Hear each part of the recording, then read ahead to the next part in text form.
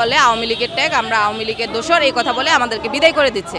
যেহেতু অন্তর্বর্তী সরকার হচ্ছে যে সংস্কারের কথা বলছে, আমরা বারবার এখানে এই জন্য আন্দোলনে এসেছি। আমরা হচ্ছে যে মহিলা ও শিশু বিষয়ক মন্ত্রণালয় তথ্য প্রকল্প, আমরা হচ্ছে যে আমাদের 3 দফা দাবি বর্তমানে।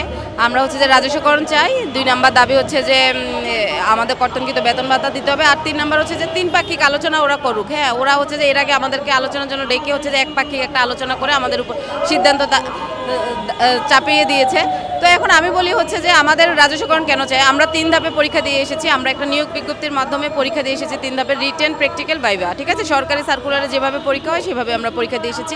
এবং আমাদের নিয়োগের সময় আমাদের মন্ত্রণালয়ের ওয়েবসাইটে আমরা দেখেছি যে ওখানে লেখা ছিল যে আমাদের প্রকল্পের মেয়াদ শেষে রাজস্বকরণ করা হবে। সেই প্রেক্ষিতে আমরা কিন্তু এই চাকরিতে ঢুকি এবং হচ্ছে যে এখানে থেকে যাই। আমাদের যখন বয়স ছিল, আমাদের হচ্ছে যে পড়ালেখা ছিল,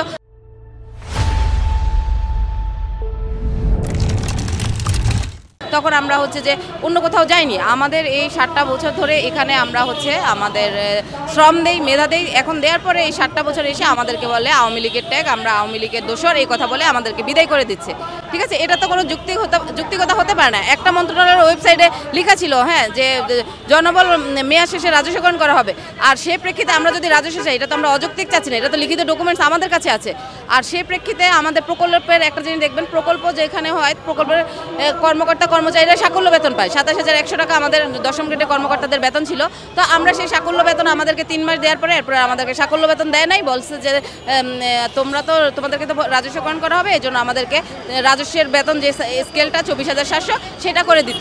তো তাহলেও সব কিছু ওরাই হচ্ছে যে আমাদেরকে মানে ওভাবে করে আমাদেরকে এই 7টা বছর ধরে আমাদের চালিয়ে এসেছে। এখন আমাদেরকে রাজস্বকরণ কেন করবে না? হচ্ছে যে আমাদের মেয়াদটা মেনলি 5 বছরের প্রকল্প ছিল, 2022 সালে শেষ হয়। আমরা তখন থেকেই চেষ্টা করি, আমরা 23 সালে একটা মামলাও করি। মামলায় আমাদের পক্ষেই হচ্ছে যে রুল হয় যে রাজস্বকরণ পক্ষে এবং হচ্ছে যে আমাদের কর্তনকৃত বেতন ভাতা দেওয়ার পক্ষে আমাদের মন্ত্রণালয় সেটার কোনো পদক্ষেপ নেয়নি। এবং হচ্ছে যে এই অন্তর্বর্তী সরকারের উপদেষ্টা আসার পরে আমরা হচ্ছে যে যেহেতু অন্তর্বর্তী সরকার হচ্ছে যে সংস্কারের কথা বলছে, আমরা বারবার এখানে এই জন্য আন্দোলনে এসেছি। কারণ আমরা অনেকবার দফায় দফায় হচ্ছে যে স্মারক দিয়েছি, লিখিত দিয়েছি, আমাদের কোনো কাজ হচ্ছে না। এখন এই জন্য আমরা আন্দোলনের মাধ্যমে যদিও সরকার আমাদের দৃষ্টিগোচর হয়, সরকারের যেন হচ্ছে যে দৃষ্টিতে পড়ে, যেন আমরা হচ্ছে যে আমাদের যৌক্তিক দাবিগুলি নিয়ে বসে আছি এবং পড়েছেও সরকারের দৃষ্টিতে। কিন্তু কেন যেন ওনারা হচ্ছে যে আমলাতান্ত্রিকভাবে হচ্ছে যে ডিসিশন জানিয়ে দিচ্ছে, আমাদের কথাই ওনারা হচ্ছে যে সব কিছু মেনে নিচ্ছে। এই যে হচ্ছে কিশোরী ক্লাব একটা প্রকল্প, গত বৃহস্পতিবার আমাদের হচ্ছে যে মহিলা ও শিশু বিষয়ক মন্ত্রণালয়ের উপদেষ্টা শারমিন মুর্শিদ সাদ বলেছেন ওই প্রকল্পটা 1 বছরের মধ্যে রাজস্বকরণ করা হবে। ওই প্রকল্পটা স্থানীয়ভাবে নিয়োগপ্রাপ্ত, আর আমরা কিন্তু জাতীয়ভাবে হচ্ছে যে 3 ধাপে পরীক্ষা দিয়ে এসেছি সার্কুলারে নিয়োগ বিজ্ঞপ্তি দেখার মাধ্যমে।